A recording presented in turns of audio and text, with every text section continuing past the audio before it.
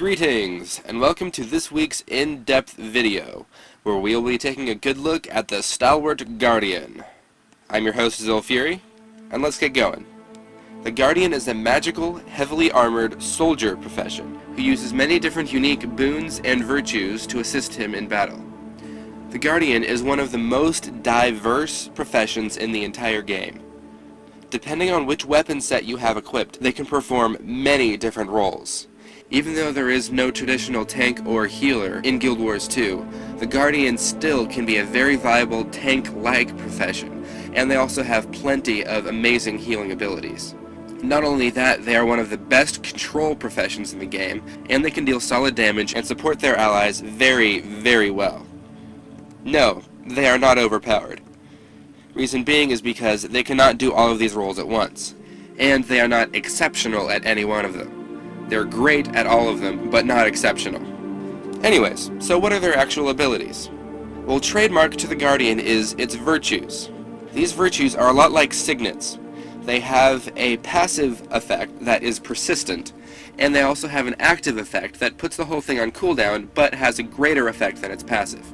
The three virtues are Virtue of Justice, which makes every 5th attack of yours cause burning, and activates to cause nearby allies' next attack to inflict burning on 150-second recharge. Virtue of Courage.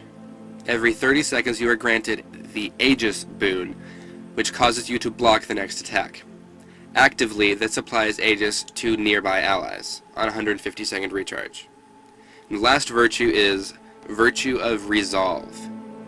This regenerates health constantly, and actively removes conditions and applies regeneration to all nearby allies on 150-second recharge.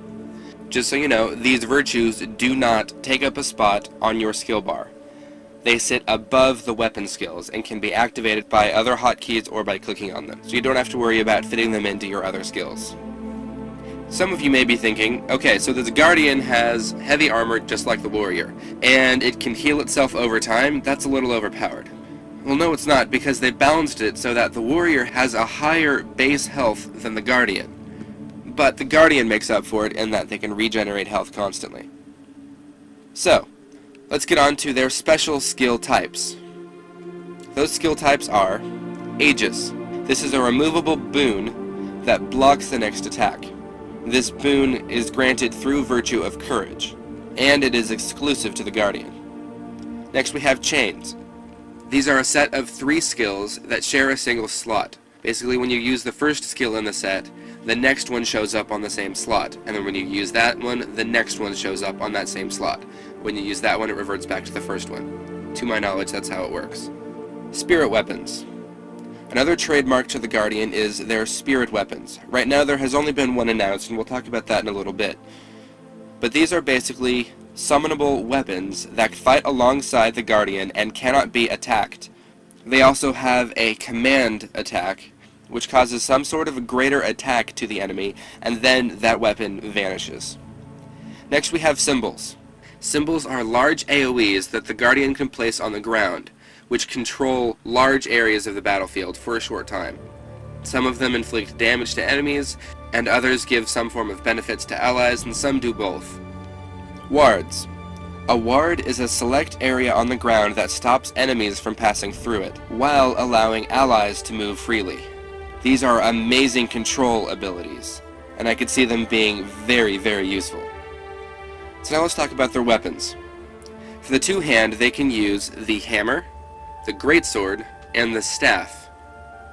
In the main hand, they can use the mace, scepter, and sword. For the offhand, they can use the focus, shield, and torch. I really like this weapon selection. No, they can't use any guns, but they make up for it with the ability to have staves and scepters. Honestly, I think that's just pretty awesome. Anyways, so let's actually talk about their weapon skills. We don't know too much about the greatsword or hammer for them. We only have 3 skills for the greatsword and 2 for the hammer. So let's talk about those first, just to get them out of the way. The greatsword's 3 skills are Leap of Faith, which is a leaping attack that gives regeneration to nearby allies. Next is Binding Blade, which forces an enemy to stay close to the Guardian. And the last one is Symbol of Swiftness, This places a symbol on the ground that allies can run through to get a speed boost. This is very cool.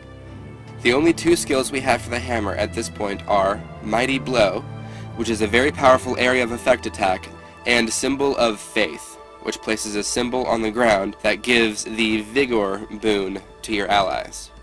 From here on out, we have pretty well full detail, though as with all of these in-depth videos, there will likely be more, at least utility skills announced in the future. At any rate, for the staff, we have Wave of Wrath, which sends out a shockwave in front of you that damages foes on an instant recharge. Next we have Orb of Light, which fires a slow-moving orb at your enemy on an 8-second recharge, and that is a chain skill that chains into Flash of Light, which detonates the orb. Next is Symbol of Protection, which places a symbol at the target location, on the ground, that damages foes and gives protection to allies on a 12-second recharge. Next we have Line of Warding, which creates a ward in front of you, which, as I said before, prevents enemies from passing through it while allies can pass freely through it. This has a 40-second recharge. Lastly, we have Martyr. This draws conditions from nearby allies to yourself. And it also says gain Fury, Health, Might, Protection, Regeneration, and Swiftness. I don't know if this is you or your allies or both. Either way, this thing's pretty sweet. It has a 45-second recharge. Now for the main hand weapons. For the mace, we have the chain skills of True Strike, which is a simple attack, which chains into an unknown skill, and that chains into Faithful Strike. And there is no information about this one. Next we have Symbol of Wrath, which places a symbol on the ground that deals damage on a pulse to nearby foes. 8-second recharge. Lastly for the mace, we have Protector's Strike. This thing's cool. You surround yourself and allies with a shield that deals damage back against attacks. 10-second recharge. For the scepter, we have Orb of Wrath, and it fires a slow-moving orb at your foe, and recharges instantly. Smite, which has a rather odd description, so I'll just read it. Strike, and your target will continue being pummeled. Sounds kind of interesting. I'd be very curious to see what this actually does in-game. Anyways, this has an 8-second recharge. And lastly, for the scepter, we have Chains of Light.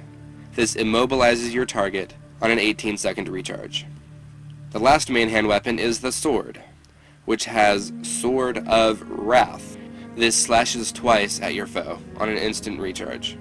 Next is Flashing Blade, which teleports you to target location, blinding foes along your path.